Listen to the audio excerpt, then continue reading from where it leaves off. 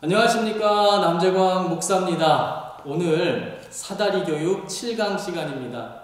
오늘 7강을 통해서 심판의 하나님의 심판의 대상이 되어버린 우리 인간들에게 과연 희망은 없는지, 희망이 있다면 그 희망은 무엇인지를 오늘 이 시간 공부해보는 시간을 갖도록 하겠습니다.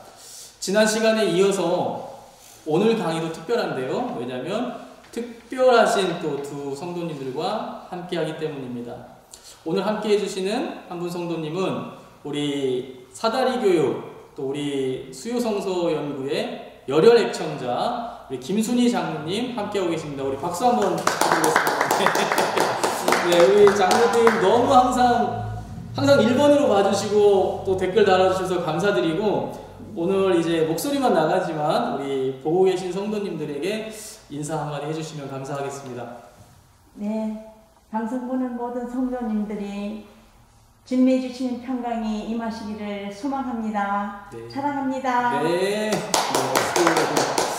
자, 그리고 또 한 분 계신데요. 우리 양조한 집사님도 함께하고 계십니다. 멀리 대정에서 오늘 저녁 시간에 촬영하고 있는데 여기까지 차를 끌고 또 와주셨습니다. 너무 감사드리고, 우리 양조한 집사님도 방송 보시는 우리 성도님들에게 인사 부탁드리겠습니다. 네, 안녕하세요. 양조한 집사입니다. 예, 식사는 다 하셨는지요? 예, 함께 이렇게 사다리 교육 참여할 수 있게 돼서 영광이고 또한 좋은 시간 그리고 은혜의 시간이 되길 바랍니다. 예, 감사합니다. 박수! 자, 두 분이 촬영 또 이제 처음이신 우리 장님도 계시기 때문에 한 가지 말씀드리자면은 목소리를 좀 크게 해주시면 네. 이 잡소리가 작아지고 이 방송이 깨끗하게 나가니까 네, 목소리를 좀 알겠습니다. 크게 해주시기 바랍니다. 네. 자, 이제 여러분들에게 프린팅을 나눠드렸는데요.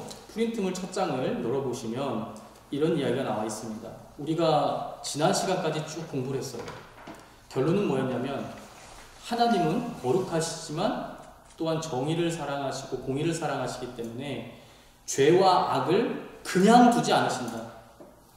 그냥 두지 않으신다를 떠나서 죄와 악과 함께 하시지 않습니다.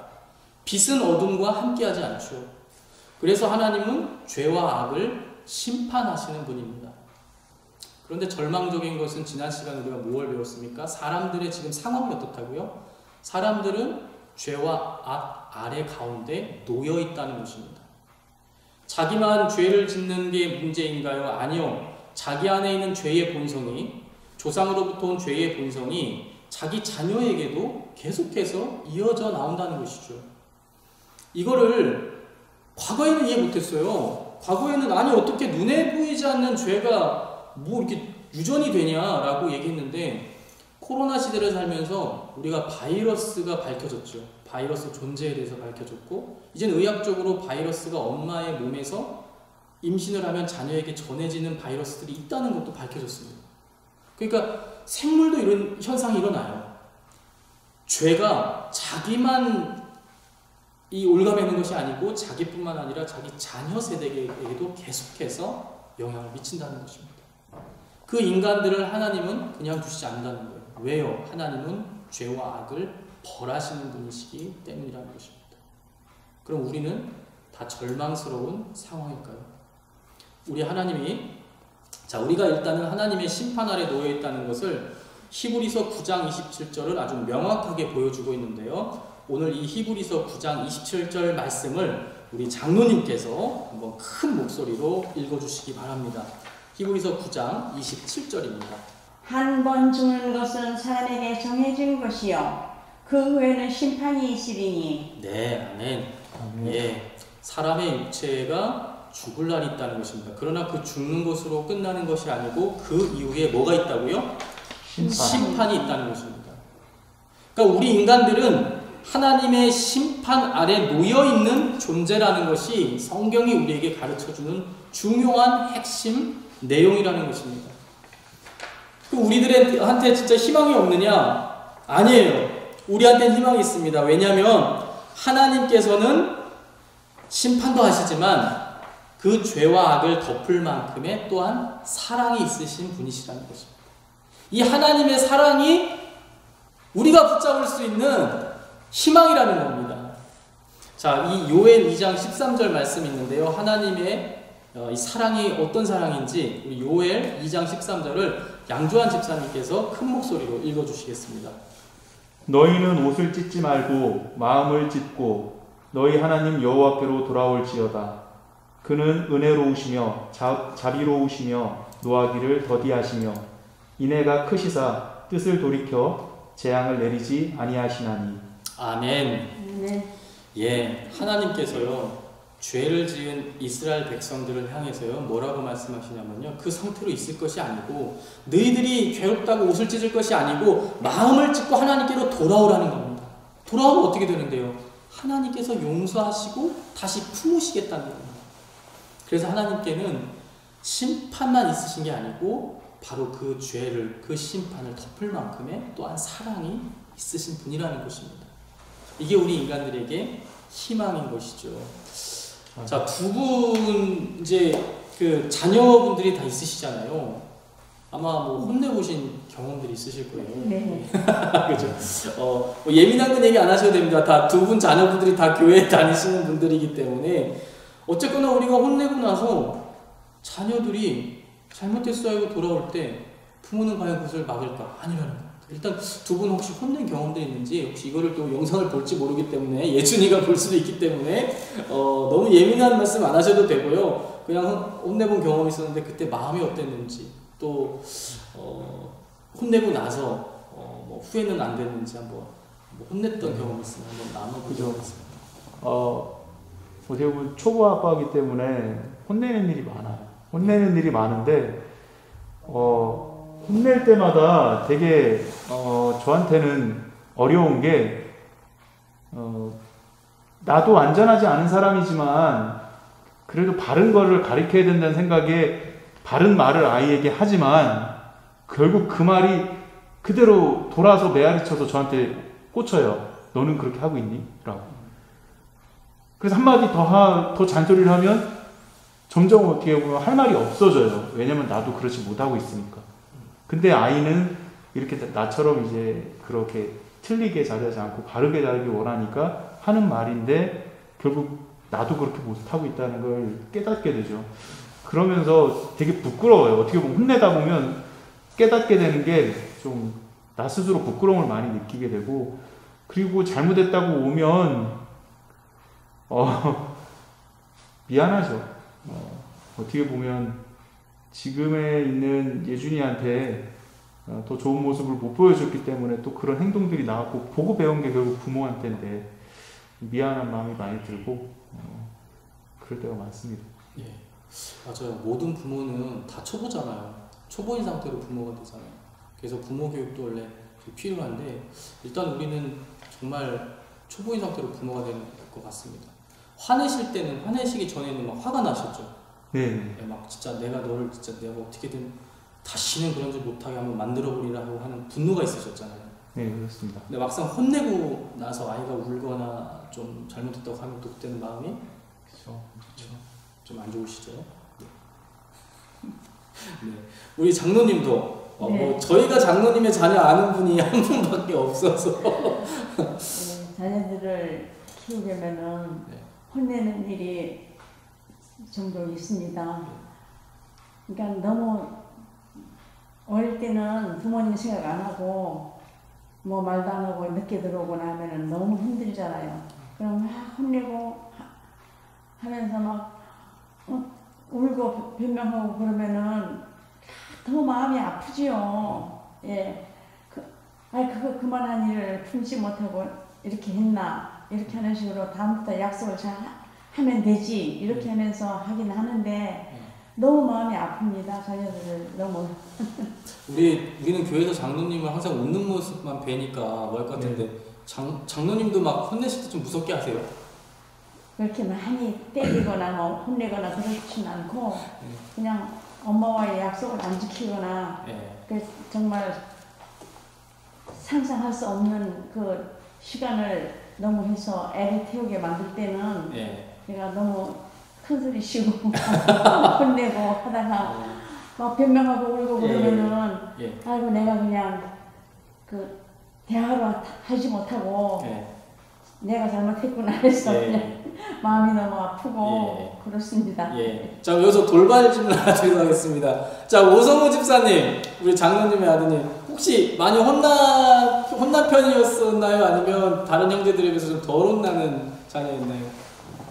얘는 너무 착해요. 아, 예. 착하셨다. 그래서 이제 그래도 혼내죠 제가. 왜냐면은 되게 혼내고 그러면은 내 집이 생각하면 너무 안쓰럽고 네. 예 그럴 수도 있는데 내 입장만 생각하고 그렇게 혼냈구나 해서 너무 마음이 아프죠. 네네. 맞습니다. 우리가 자녀들 혼내보신 경험이 있을 거예요. 혼내기 전에는 마음속에 막 화가 올라옵니다. 아니 내가 얼마나 얘기했는데 이걸 또 실수해? 내가 진짜 이번에는 정말 이걸 버릇을 고쳐놓겠다. 이게 부모의 마음이거든. 근데 혼내고 나면 또 마음에 좀 아픔이 있습니다. 그리고 자녀가 잘못했어요 하면서 울면서 다시 오면 그 안 받아줄 부모가 없거든요. 근데 여러분 이걸 아셔야 됩니다. 하나님께서 우리가 부모가 되볼 수 있게 해주신 이유는 성경에 있는 하나님의 마음을 조금이나마 우리가 이해해 볼 수 있는 하나님의 은혜가 바로 부모가 되볼 수 있는 경험이거든요. 여러분 하나님도 마찬가지입니다. 우리가 죄와 악에 놓여있기 때문에 우리를 향하여 분노하시지만 또한 우리가 하나님께 엎드려서 울면서 하나님 제 진짜 본 마음은 그게 아니에요. 제가 자꾸 왜 이런지 모르겠어요. 내 안에 있는 이 죄성이 나를 자꾸만 하나님께 불순종하게 만들어요. 그래도 저는 하나님께 가고 싶어요. 그래도 저는 하나님께 엎드리고 싶어요. 라고 하는 자녀들에게 하나님은 반드시 사랑과 용서를 베푸신다는 것입니다. 그래서 하나님은 공의를 통해서 심판하시지만 또한 사랑을 통해서 용서하신다는 겁니다. 이 두 하나님의 성격이 잘 나와 있는데 일단 하나님의 사랑이 강조되어 있는 말씀이 있습니다. 우리 출애굽기 34장 6절과 7절 말씀인데요. 여기에서는 우리가 하나님은 어떤 분이시냐? 공의로운 하나님이지만 또한 사랑의 하나님이다. 그 사랑을 우리가 알 수 있는 구절이 있거든요. 우리 출애굽기 34장 6절과 7절 말씀인데 6절 말씀을 우리 양주한 집사님께서 큰 목소리로 읽어주시고 그 밑에 슬라이드에 7절 있습니다. 이건 우리 장로님께서 읽어주시기 바랍니다. 6절 우리 집사님 읽어주세요.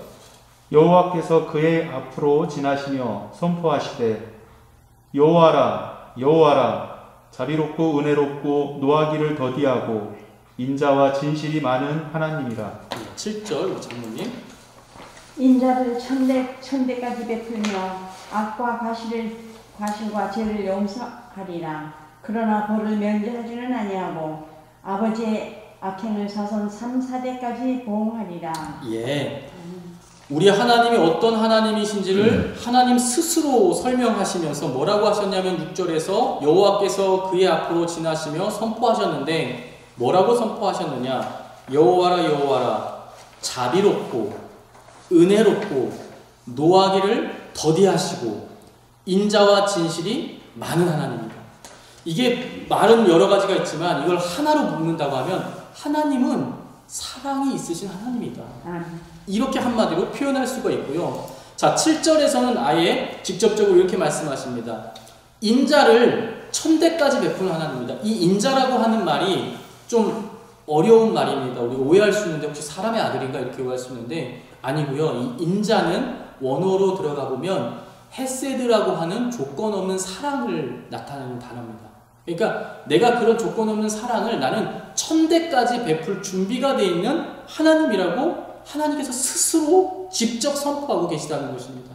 그러면서 여기서 조금 흥미로운 표현이 나오는데요. 악과 과실과 죄를 용서하는데 그러나 벌을 면제하지 아니하고 아버지의 악행을 자손 3, 4대까지 보응한다.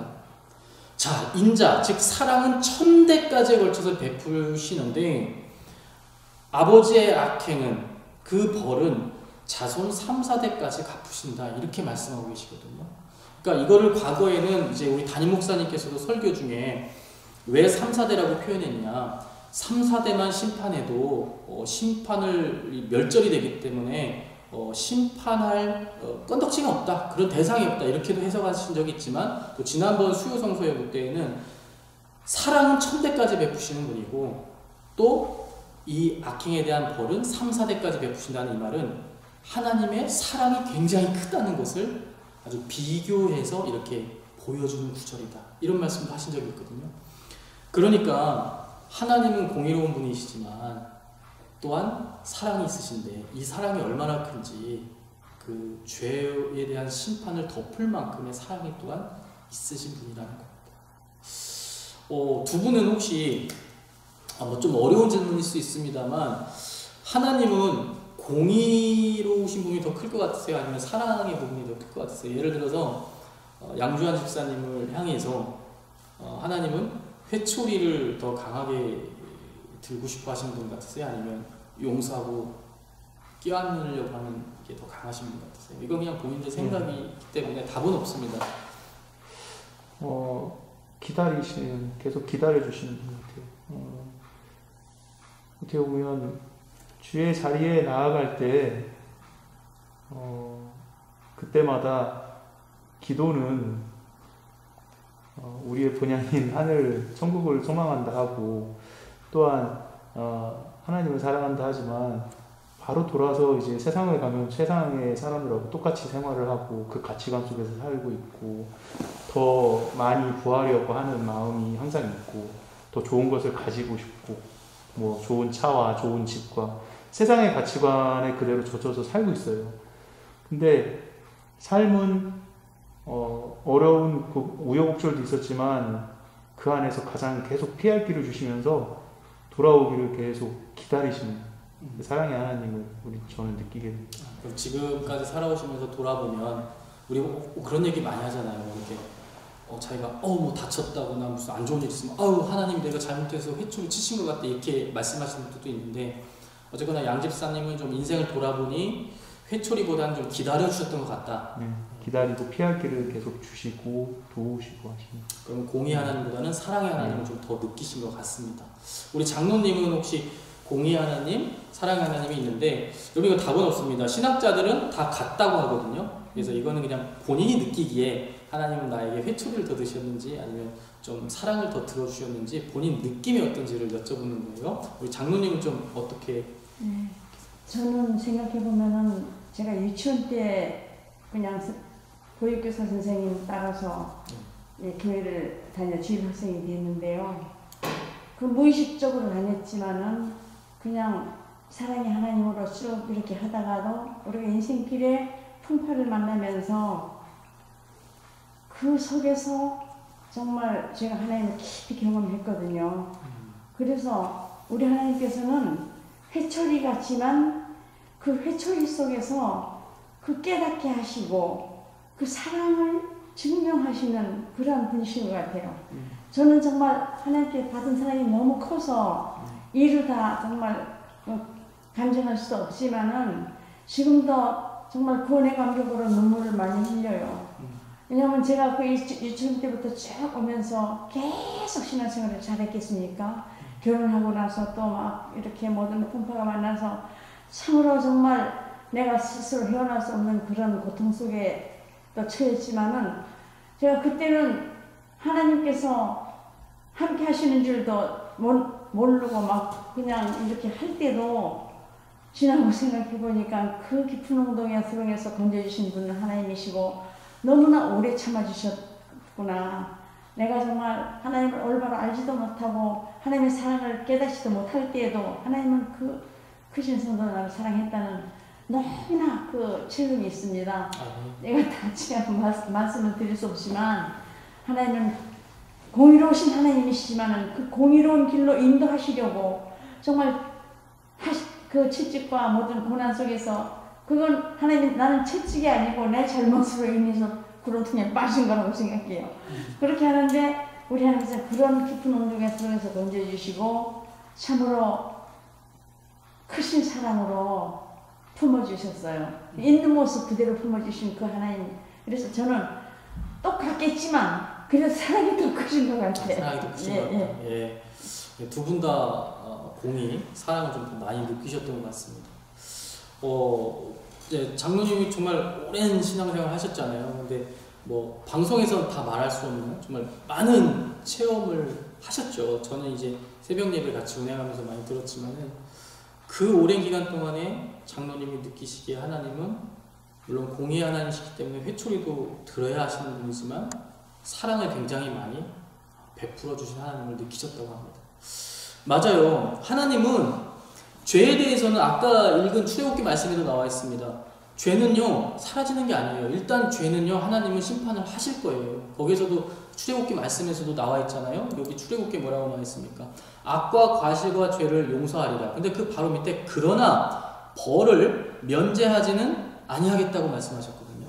이 죄가 하나님 어쨌거나 심판하실 거예요. 그런데 심판하시려고 해놓고 보니까 그 심판해야 될 자녀들에 대한 사랑이 있다는 거예요. 그래서 하나님께서는 이 부분에 있어서 하나님의 사랑을 어떻게 이제 사람들에게 베푸느냐, 그 사랑이 용서로서 나타난다는 것입니다. 우리 다음 슬라이드 넘겨보면 하나님의 사랑의 이 결정체가 뭐냐, 그 결정체는 용서로서 나타난다는 것입니다. 성경이에요. 성경이 정말 많은 이야기들이 있는데요. 성경은 정말 많은 이야기들이 있어요. 다 말할 수는 없지만 제가 쭉 통독하면서 성경에서 굉장히 반복적으로 나오는 게 뭐냐면 하나님의 용서입니다. 그러니까 뭐 구약에도 여기 지금 적어놨지만은 여러분 구약에도요 보세요.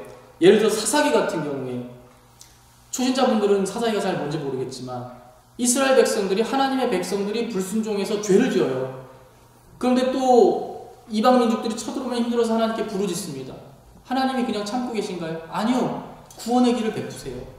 근데 또 나중에 또 죄를 져요. 근데 하나님께서 또 구원의 길을 베푸세요. 또 용서하시고 구원의 길을 베푸시고 계속 이게 반복되는 역사가 성경에 계속 나옵니다.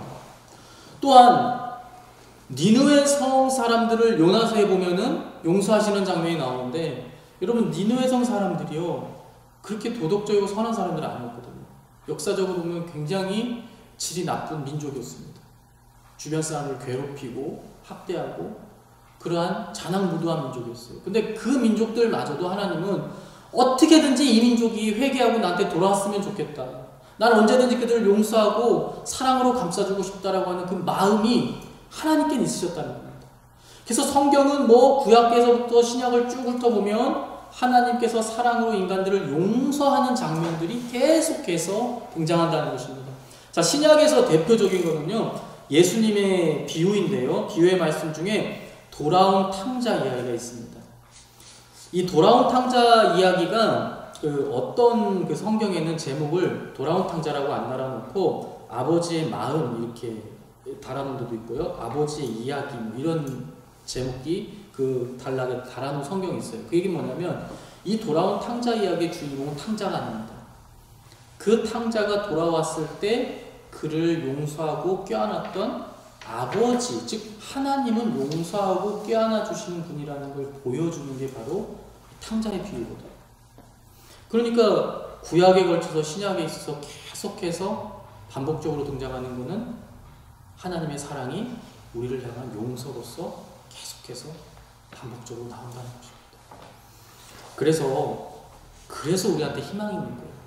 우리는 죄악 아래 놓여 있어서 심판의 대상이지만 또한 하나님의 사랑의 대상이기 때문에 용서의 기회가 있다는 것입니다. 자, 그래서 이 다음 슬라이드로 넘어가면 하나님께서는 용서에 어떻게 하면 용서해 주시겠다라고 하는 방법을 제시해 주셨어요. 구약시대 하나님께서 제시해 주신 방법이 뭐냐면 지금 여러분들이 이 방법을 설명드리면 조금 이런 방법으로 용서해 주신다고?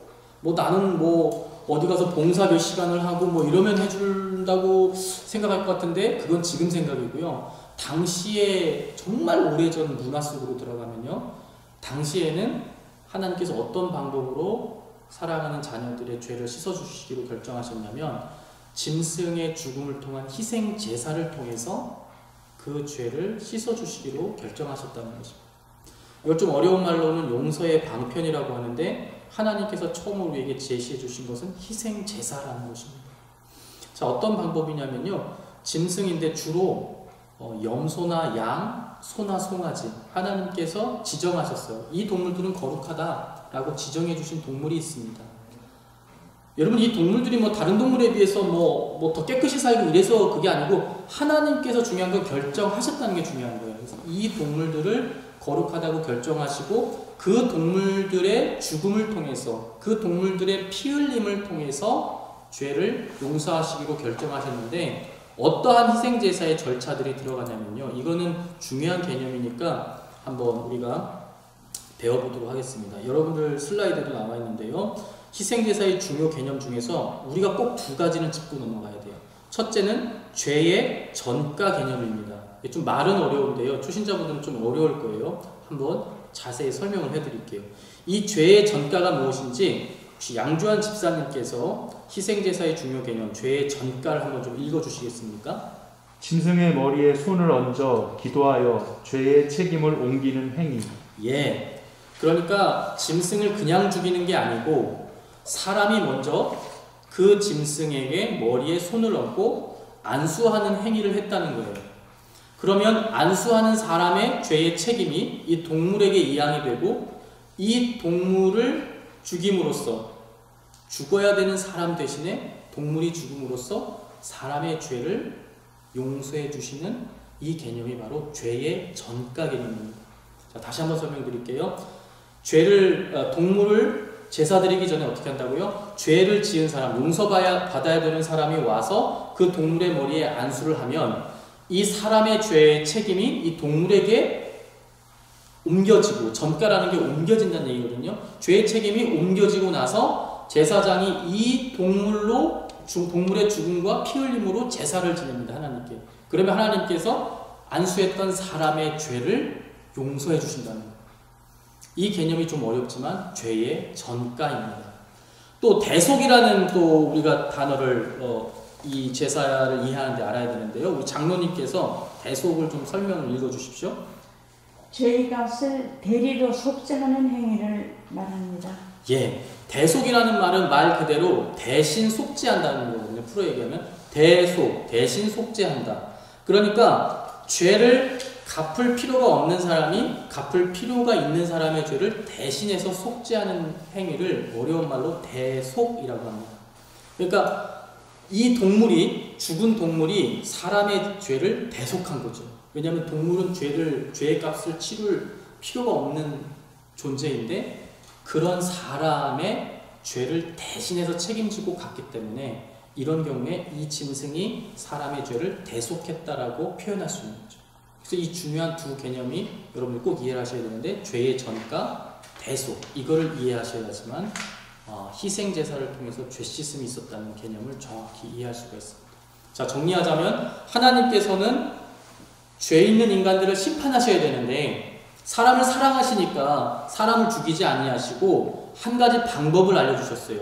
대속할 수 있는, 죄값을 대신 치를 수 있는 방법을 알려주셨는데 그게 뭐예요? 동물에게 죄 있는 사람이 죄를 전가시켜서 그 동물을 희생제사 드림으로써 하나님께서는 사랑하는 사람의 죄를 씻어주셨다는 것입니다. 근데 여러분들이 청년들하고 성경 공부하다 보면 이 부분 설명할 때 좀 이런 오해를 하는 이제 청년들이 나옵니다. 아니 동물은 무슨 죄야? 이런 청년들이 나와요. 아니 사람은 죄 용서받아서 좋지만 동물은 죄 없는데 죽는 거 불쌍하잖아. 이렇게 생각하는 사람들도 있습니다. 좀 이런 것들 우리가 생각해 볼 필요가 있어요. 두 분은 혹시 동물 죽는 거 본 적 있으신가요? 동물 죽는 거 혹시 보신 적 있으세요? 예. 뭐 시골에서? 예, 시골에서 예. 새끼 고양이가 저를 핥혀서 예. 이렇게 쫓던 중에 묶여있던 강아지가 그 새끼 고양이 목을 콱 물어서 바로 거기서 이제 캡하고 죽는 거죠. 절명인 거였습니다. 예, 막 괴로워하면서 바로 목을 물려서 숨통이 이제 끊어지면서 캑캑거리면서 죽는 모습을 제가. 그럼 막 죽을 때 발버둥 치는 모습하고 눈에서 네. 보면 막 어때요, 마음이? 그때가 초등학교 4학년 때 정도인데 제가 죽였다는 생각이 와서 엄청 회개 기도를 했어요. 너무 무서워서. 예. 이게 생명의 죽음을 보면요, 사람이 정신적으로 이 충격이 오거든요. 근데 이 충격이 무조건 나쁜 거냐? 내가 내 죄가 저렇게 죽을 죄인데 나 때문에 저 죽어가는 동물을 보니까 내 죄가 진짜 무서운 죄구나. 내가 진짜 다시는 죄를 짓지 말아야지 하면서 사람이 결단하게 된다는 거예요. 이게 그건 사람 입장이고 동물은 뭐한데 여러분데요. 이 죄의 문제가요. 이렇게 할 만큼 정말 무서운 문제고 꼭 해결해야 되는 문제라는 겁니다. 여러분 하나님께서 성경에서 가장 중요한 성경 핵심이 뭡니까? 죄의 문제 해결하시는 거거든요. 하나님께서. 근데 하나님께서 인간 사회까지 오셔서 죄의 문제 해결해야 된다고 결단하셨다면요. 하나님이 전지전능한 하나님이 그렇게 결단하셨다면요. 이 죄의 문제 결코 쉬운 문제 아니거든요. 근데 동물의 희생제사를 동참합니다. 이 죄를 지은 사람이 죄를 전가할 때 그 희생제사에 동참하게 되기 때문에 그 생명의 죽음을 보게 됩니다. 그러면서 그때 사람의 마음속에 두려움과 죄책감이 오는 거죠. 그러면서 나 때문에 안 죽어도 되는 저 죄 없는 동물이 죽어가는구나. 내가 다시는 죄 짓지 말아야지. 여러분 오늘 대한민국 사회가 왜 이렇게 자꾸 타락하고 자꾸만 수렁으로 빠져갑니까? 사람이 죄를 졌는데 죄가 된지 몰라요. 자기가 지은 죄가 누구의 생명을 해하고 있고 누구를 괴로움으로 몰고 있다는 걸 모른다는 거예요. 왜냐하면 못 느껴요. 여러분 성범죄하고 막 댓글에 계속 왜 또 풀어져가지고 왜 또 죄짓게 만드냐? 그냥 평생 가다놓던 거 사형시키지. 맨날 댓글에 그런 거 나오잖아요. 여러분 그 죄인들이 왜 자꾸 계속 반복적으로 죄짓겠습니까? 내가 누군가를 그렇게 강압적으로 또 고통 가운데 죽음으로 몰아넣는 게 자기는 기쁜데 상대방 고통을 못 느끼거든. 그래서 자꾸만 죄가 벌어지는 겁니다. 반복적으로. 근데 이 제사 행위를 통해서 자기의 죄 때문에 죽어가는 생명을 보면요. 막 이 마음속에서 괴로움들이 올라오면서 죄에 대한 결단과 돌아섬이 생긴다는 것입니다. 이게 바로 희생제사의 의미입니다. 죄 없는 짐승의 죽음을 곁에서 지켜보며 자신의 죄에 대한 죄책감이 증폭되고 죄를 끊어내고자 하는 결단이 생긴다는 것입니다. 저도 이제 목사이면서 수의사다 보니까 동물을 많이 죽는 것도 보지만 또 제가 부검도 하고요. 이런 장면들을 이게 할 때마다 이렇게 익숙치 않거든요. 식욕도 없어지고 좀 만성이 되기도 하지만은 그런 이 효과들이 있다는 겁니다. 죄를 멀리할 수 있는 결단의 효과들이 나온다는 것이죠. 자, 그런데 동물을 통한 이 죄 씻음의 제사는 불완전하다는 것입니다. 그래서 끊임없이 계속 반복해야 되고 동물들이 끊임없이 죽어나가야 되고 끊임없이 피비린내 나는 제사가 반복된다는 것이죠. 그런데 하나님께서는 우리들 가운데 새로운 제사를 주십니다. 이 새로운 제사는 완전한 제사고요. 단 한 번의 제사고요. 또 드릴 필요가 없는 제사고요. 또 이 제사를 통해서 모든 사람이 죄를 용서받을 수 있는 기회가 생기는 가장 완전한 제사의 방법을 우리들 가운데 제시해 주셨다는 것입니다. 바로 그 제사가 바로 예수 그리스도께서 십자가상에서 돌아가 주신 하나님께서 스스로 제물이 돼서 죽음의 제물이 돼서 피 흘림의 제물이 돼서 돌아가 주신 제사라는 것입니다.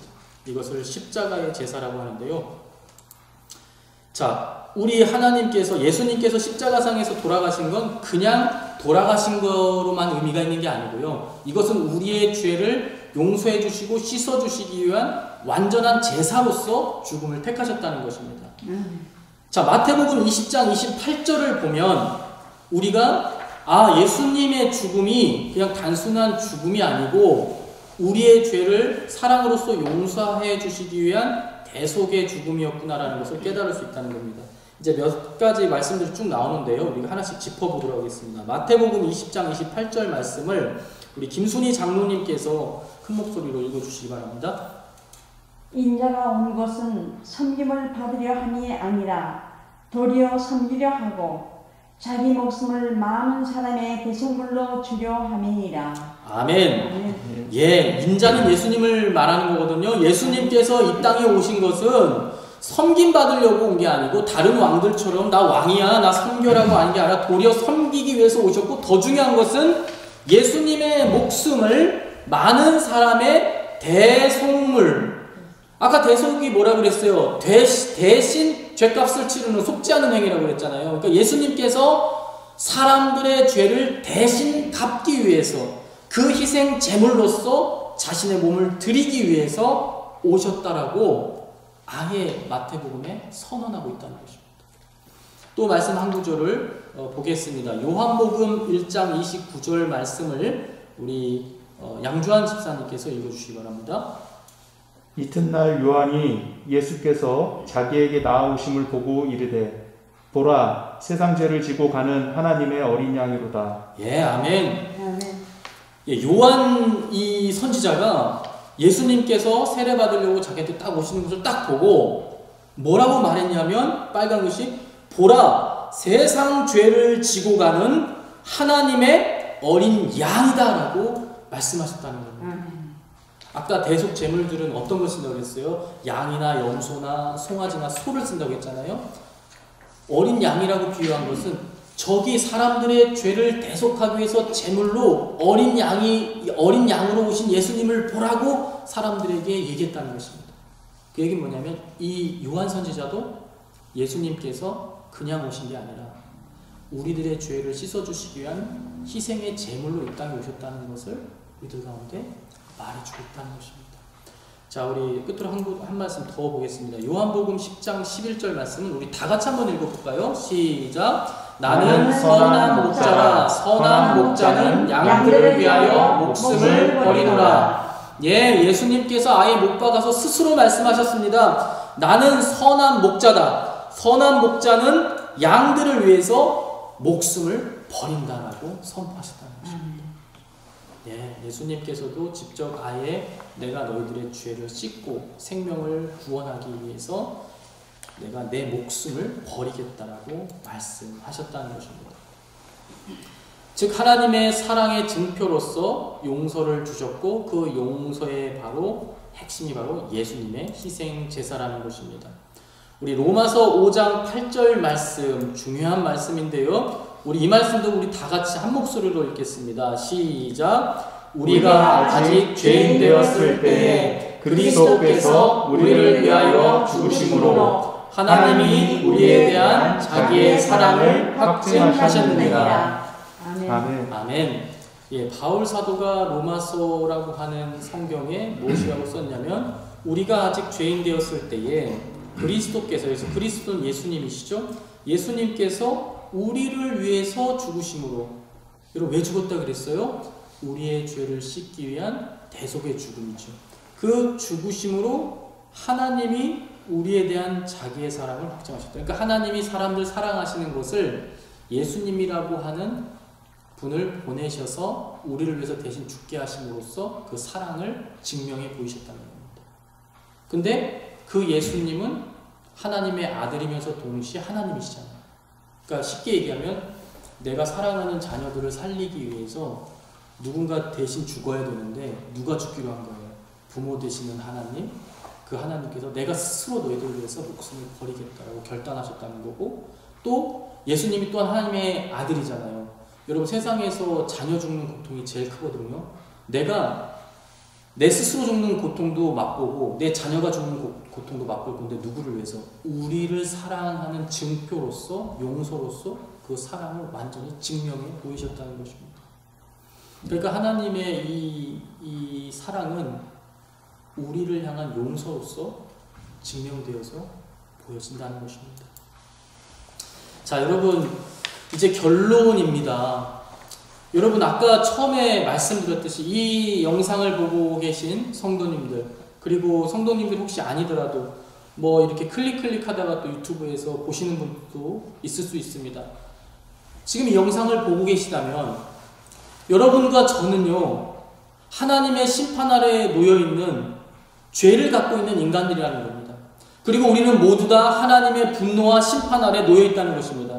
그런데 우리한테 희망이 있으니 그 희망이 뭐예요? 하나님께서 사랑으로서 우리에게 용서하기로 결단하셨고 그 용서의 방법으로 무엇인가를 믿어야 되는데, 교회 오면 항상 믿으라고 하잖아요. 뭘 믿어야 되냐면 예수님께서 우리 죄를 대신해서 희생 제사를 드려주셨다라고 하는 이 사실을 믿을 때 우리의 죄가 씻음을 받고 우리의 죄가 용서를 받고 우리가 심판의 대상에서 하나님의 자녀로서 변모할 수 있다는 것입니다.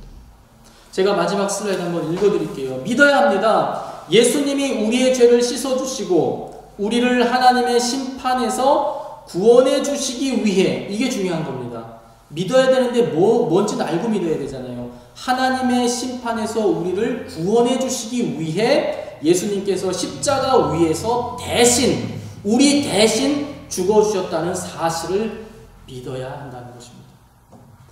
이것을 믿을 때에 하나님께서 우리의 죄를 씻어주신다는 것입니다. 오늘 시간에 이 영상을 보시는 분들, 저랑 같이 눈을 감고 함께 기도했으면 좋겠습니다. 여러분 정말 죄의 씻음 받고 싶지 않으세요? 여러분들이 과거에 지은 죄, 지금 짓고 있는 죄, 그리고 앞으로 지을 죄마저도 하나님의 용서 아래 놓여 있습니다. 근데 그 용서를 받을 수 있는 방법이 뭐예요? 예수님을 믿을 때, 더 정확하게 얘기하면 예수님께서 우리를 죄를 씻어주시기 위해서 대신 죽어주셨다는 그 사실을 믿을 때 우리의 죄를 씻어주시고 용서해 주시겠다는 이것을 희망하시는 분들은 지금 잠깐 방송 보시고 계시지만 눈을 감고 고개 숙이고 저랑 같이 기도하셨으면 좋겠습니다. 사랑과 은혜가 많으신 하나님 아버지는 너무나 거룩하시고 너무나 공의로우셔서 죄와 악을 함께 하실 수 없고 또 죄와 악을 짓는 사람들을 심판하시는 분이십니다. 하나님, 우리가 죄를 지으니 하나님의 심판의 대상입니다. 그러나 하나님, 우리를 사랑하셔서 용서하시기로 작정하셨고 그 용서의 하나님 아버지여 길로서 예수님을 주셨음을 믿습니다. 하나님, 오늘 저를 비롯해서 이 방송을 보시는 분들이 예수님께서 우리의 죄를 대신 씻어주시기 위해 대신 죽어주셨다는 이 사실을 믿게 하여 주시옵소서. 또한 이 방송을 보는 사람들이 입을 열어 하나님, 저도 그 사실을 믿사오니 죄 또한 용서하여 주시옵소서 고백하는 놀라운 성령의 역사가 하나님 일어나게 하여 주시옵소서. 아멘. 그래서 우리가 진노의 대상이 아니라 아버지의 복을 누리는 자녀로서 다시 태어나게 하여 주시옵소서. 주님께서 함께 하실 것을 믿사오며 또 오늘 이 시간 저와 함께 눈을 감고 함께 기도했던 성도들과 이 방송을 보는 사람들, 그들의 죄 또한 용서해 주실 것을 믿습니다. 주님께서 끝까지 역사하여 주시옵소서. 주님께서 날마다 우리 가운데 함께 하실 것 믿사오며 예수님의 이름으로 간절히 기도드렸사옵나이다. 아멘. 예, 바쁘신 가운데 속에서도 시청해 주셔서 감사드리고요. 오늘 함께 나눴던 이 기도, 어려운 말로는 영접 기도라고 하는데 이 기도 꼭 기억하시고 여러분들 마음 가운데 늘 하나님께 죄 지을 때마다 하나님, 제 죄를 예수님의 피로 씻어주세요 라고 고백하는 여러분들 되시길 바랍니다. 오늘 방송 함께 해주신 장로님과 우리 집사님 너무나 감사드리고 이제 7강을 모두 마쳤습니다. 우리 방송 마치면서 우리 다음 8강에서 만날 것을 약속하면서 우리 장로님과 우리 집사님 방송 소감 한마디씩 듣고 이 영상 촬영 마무리하도록 하겠습니다. 장로님 오늘 함께 하셨는데 어떠셨는지 예, 너무 은혜가 되고 참으로 이런 자리에 함께 있게 돼서 영광스럽습니다. 우리 주님의 그 놀라우신 오래 참으심과 용서와 긍휼과 사랑이 정말 뼛속 깊이까지 정말 느껴짐을 고백합니다. 아멘. 여러분 방송 보시는 여러분들도 아멘 하시고 그 용서가 여러분들의 용서가 될 수 있습니다. 그래서 여러분들도 함께 고백하시는 여러분 되시기 바랍니다. 우리 집사님도 한마디, 오늘 먼 길 오셨는데 예. 한마디 해주십시오. 그렇습니다.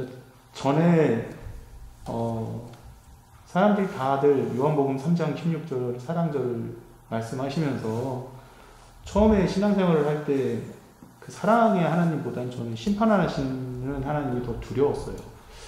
왜 이런 일들이 있고 그래서 우린 죄로 인하여서 아담 때부터 죄를 지으면서 왜 그 자의 자손으로 인하여서 이런 심판의 어려움까지 있는가 두려운 게 더 많았었는데 아직 우리가 죄를 인식하지도 못하고 죄인 되었을 때 그리고 아직도 하나님을 모르는 그 많은 사람들이 있는 이 세상 속에서도 하나님은 이 세상에 있는 사람들을 사랑하셔갖고 하나님의 방법대로 독생자를 주신 것이, 그것이 얼마나 큰 사랑인지를 이제 신앙생활을 하면서 알게 됐던 것 같아요. 그렇게 하실 수밖에 없었던 그 하나님이시면서도 그 어려운 길을 하나하나 걸어가실 수밖에 없었던 그 사랑이 얼마나 큰 건가라는 것을 알게 되는데, 오늘의 이 사다리 교육 7강이 그 하나님의 사랑, 그리고 하나님이 그 사랑을 보여주시는 방법들에 대해서 아주 잘 쉽게 풀어준 내용이 아닌가 해서 은혜가 되고 좋았습니다. 네, 감사합니다. 여러분들 오늘 두 분 말씀도 잘 들으셨지만 여러분 영접하실 때 항상 그런 것 때문에 걸림돌 있으신 분들 있어요. 나는 좋지만 그러면 예수님 오시기 전에, 아니면 뭐 고백 못하고 죽은 사람들, 그 전에 방법이 안 돼서 그런 거 막 고민하시는 분도 있는데, 제일 중요한 건 지금 여러분들의 상황입니다. 그건 하나님께 그냥 맡기세요. 지금 중요한 건 여러분들에게 이 용서의 길이 제시됐다는 겁니다. 이것을 받아들이시는 여러분들 되시기를 강의 마치면서 다시 한번 권면드립니다. 너무 감사드리고요. 다음 8강으로 여러분과 다시 만나뵙도록 하겠습니다. 자, 한 2주간 여러분들 평안하시길 주님으로 축원드립니다. 바이바이.